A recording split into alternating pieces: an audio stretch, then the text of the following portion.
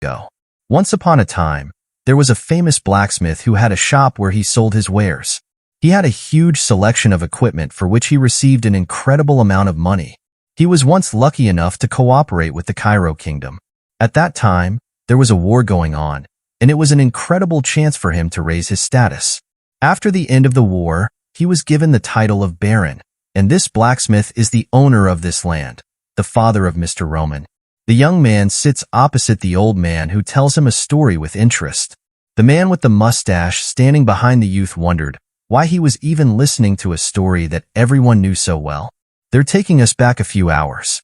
Roman asks if someone wants to tell him that he is older than the son of the Dimitri family, and this is the kingdom of Cairo, located on the continent of salamanders, and the world that is called Murim does not exist. The man with the mustache replied with surprise that it was true, and then wondered what had come over Roman. Even though he wasn't very smart, this was the first time he had ever seen him like this. Was he drugged? He'd heard it was popular with rich kids these days, and it probably was. The man with the mustache thought that this was more than possible, since Mr. Roman, unlike his brothers, had been sitting in his room for the last 25 years. That's why he was called the fool of the Dimitri family. The man turned to Roman and said that his fiancée, a lady from the Lawrence family, was coming to visit them today.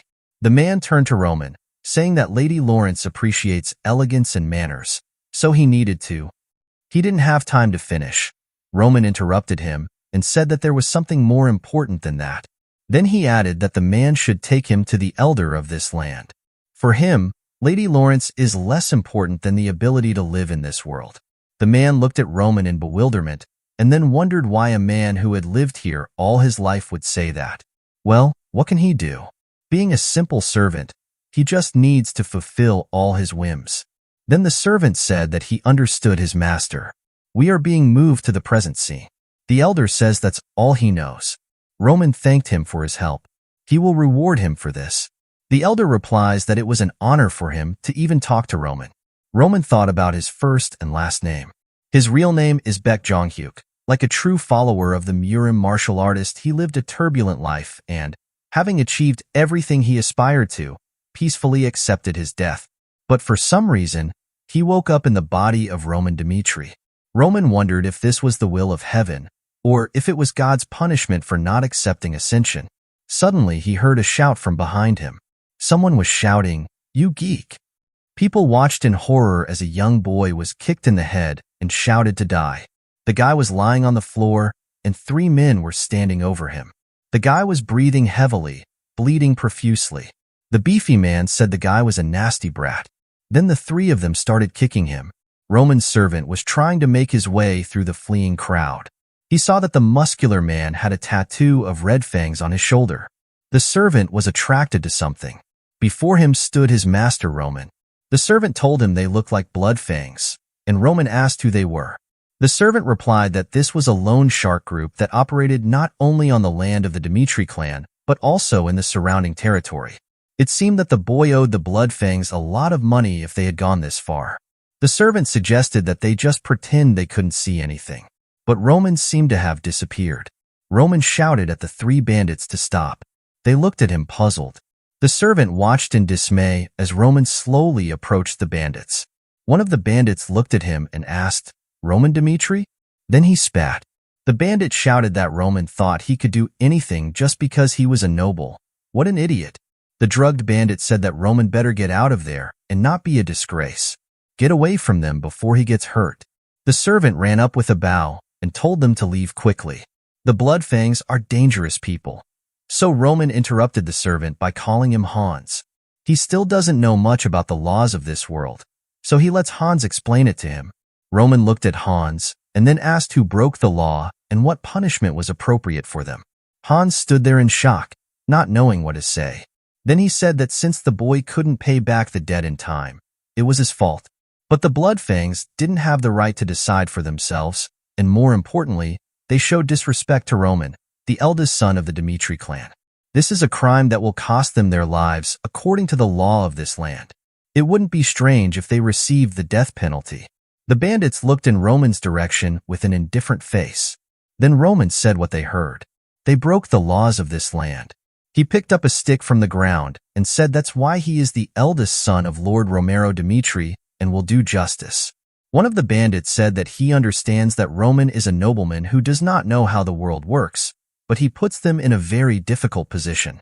For sure, Roman does not even know what situation he is in now. The bandits have started to draw their blades. Roman replied with a smile on his face. That confirms everything. The bandit asked him what he was talking about. Roman replied that they were a bunch of trash to talk to the lord of this land like that. He charged at them, yelling that he didn't care what they were doing. The bandits were taken aback by this impudence, and one of them shouted for them to attack Roman. The bulky bandit swung his blade, but Roman deftly evaded it. The bandit felt unimaginable pain. Blood was sent from it. He started to gasp for breath as the stick pierced through his neck. The other bandits watched in horror as their comrade helplessly held onto his throat. The bandits shouted and rushed at Roman with knives. Hans, worried about Roman, called out, "Master!" One of the bandits swung his blade, but Roman easily evaded it. Then he dodged and tripped the bandit, and with great force, he pierced his chest with a wooden stick. Hans watched in horror, not understanding what was happening. Could it be his master, Roman, dealing with a bunch of bandits?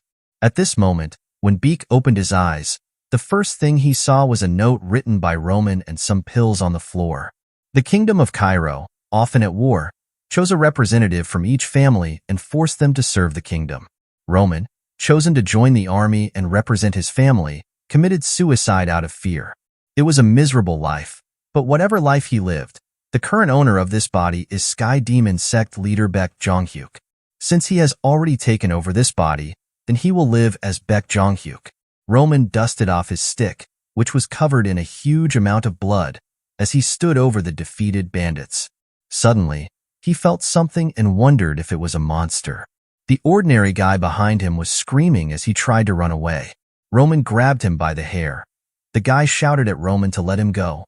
The boy fell to his knees. Roman said that, for the group to act appropriately, it is necessary to ensure compliance with the law. He won't take the guy's life, but he still has to pay. The boy screamed in pain. He moaned as a small pool of blood fell to the ground. Roman said that his name was Roman Dimitri, and people who heard this were horrified. He went on to say that if any of them didn't like the punishment he gave the bandit, then they could tell him about it at any time.